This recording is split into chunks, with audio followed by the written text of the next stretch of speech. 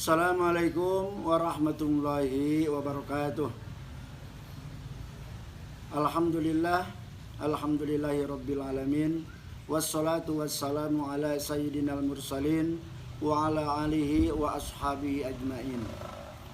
Berjumpa lagi dalam kajian manasik haji dan manasik umrah. Pada season ini kita akan sama-sama mengkaji tentang pelaksanaan ibadah haji dan pelaksanaan ibadah umrah. Saat kita mau melaksanakan ibadah haji ataupun ibadah umrah, maka tentunya ada syarat. Syarat diwajibkannya ibadah haji sekaligus syarat diwajibkannya ibadah umrah. Kemudian sekarang apa yang dimaksud dengan syarat haji? Syarat haji adalah sesuatu yang karenanya maka diwajibkan atas kita untuk melaksanakan ibadah haji ataupun ibadah umrah.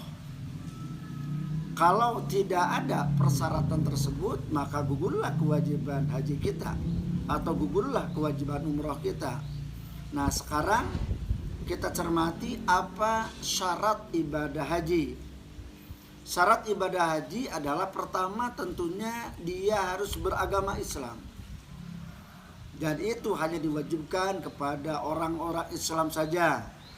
Yang kedua adalah orang Muslim yang sudah balik, yang sudah dia sampai usia balik.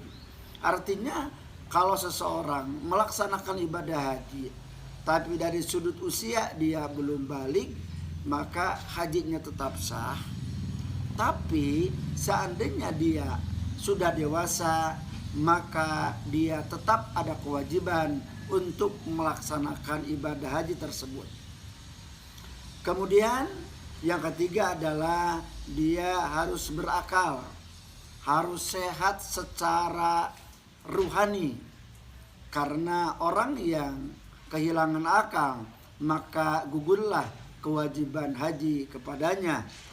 Kemudian yang ketiganya adalah merdeka. Artinya dia bukan dalam cengkeraman atau dalam keadaan tekanan orang lain.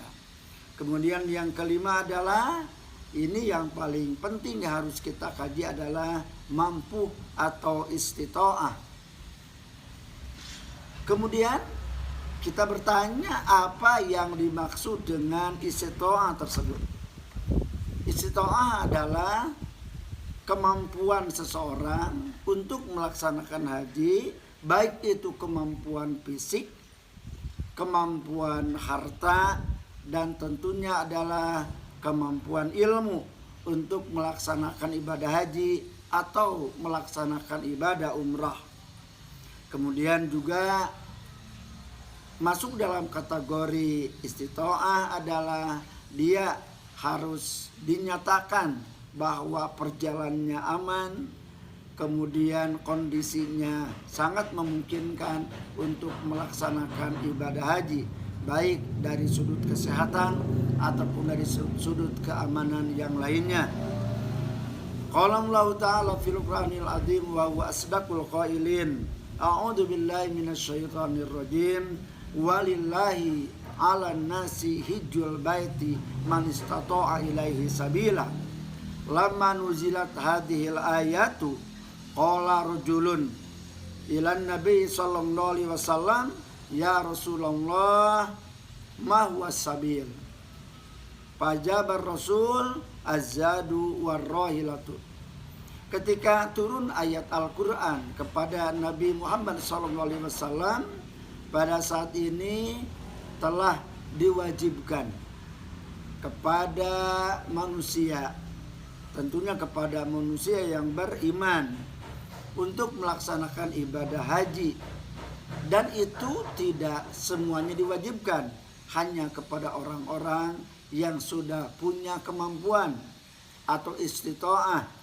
Kemudian datang seorang pemuda, seorang sahabat kepada Rasulullah menanyakan tentang definisi atau batasan yang disebut dengan istitoah.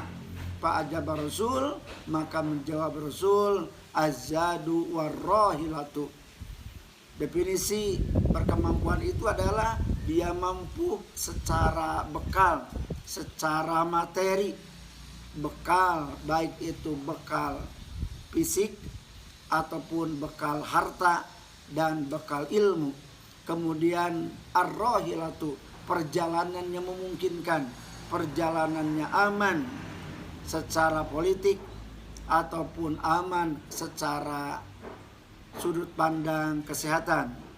Nah, untuk itu kita berdoa mudah-mudahan kondisi saat ini yang pada tahun kemarin kita sama-sama menyaksikan bahwa keberangkatan haji 2020 ditunda keberangkatannya berdasarkan KMA 494 karena untuk keselamatan jemaah tidak memungkinkan untuk melaksanakan perjalanan karena dalam kondisi yang kurang baik, maka gugurlah kewajiban ibadah haji karena perjalanan yang tidak memungkinkan.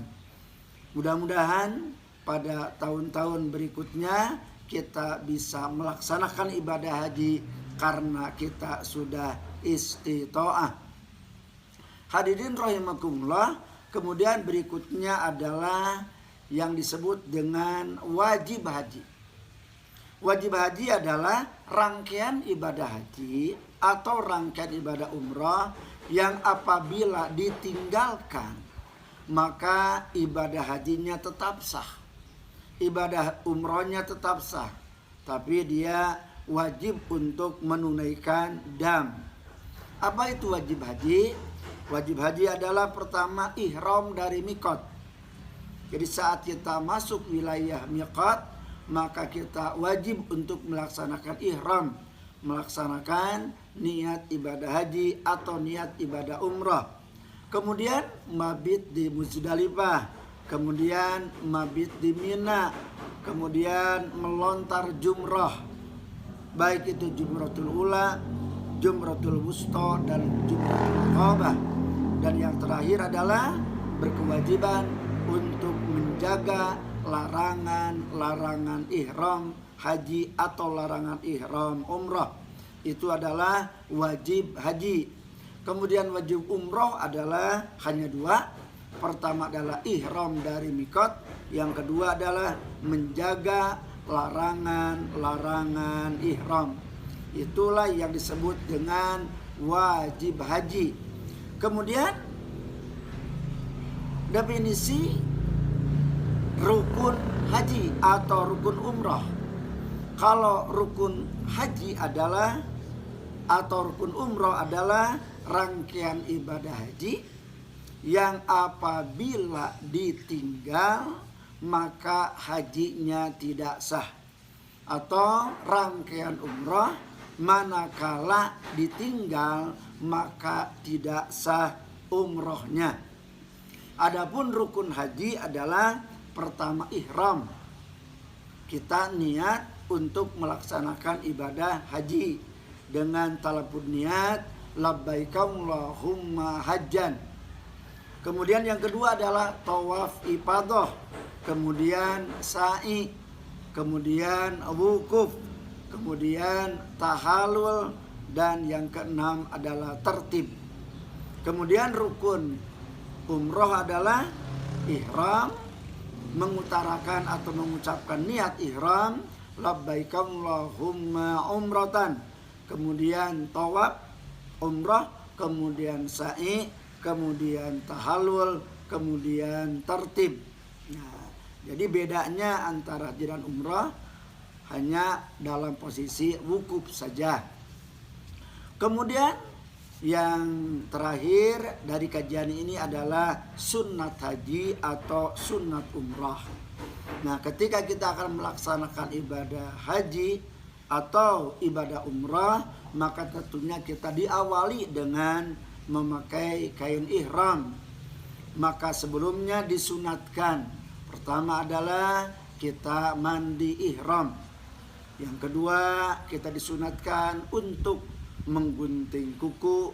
kemudian membereskan jenggot bagi mereka yang berjenggot, membereskan kumis bagi mereka yang berkumis, kemudian menggunting kuku, kemudian memakai wangi-wangian, dan disunatkan juga menggunakan kain ihram atau pakaian ihram bagi wanita yang berwarna putih.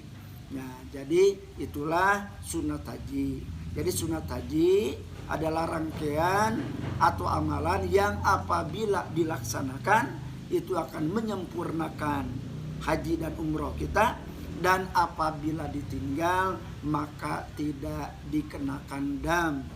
Contoh, ibu akan melaksanakan umroh, labbaika Allahumma umrotan, tapi ibu tidak diawali dengan adus ihram atau tidak diawali dengan gunting kuku, kemudian tidak melaksanakan atau menggunakan wangi-wangian, maka ihram umrohnya tetap sah. Tapi ibu bapak tidak mendapatkan pahala sunatnya tersebut. Sekian uraian singkat dari kami, mudah-mudahan ada manfaatnya. Sekian dan terima kasih. Wassalamualaikum warahmatullahi wabarakatuh.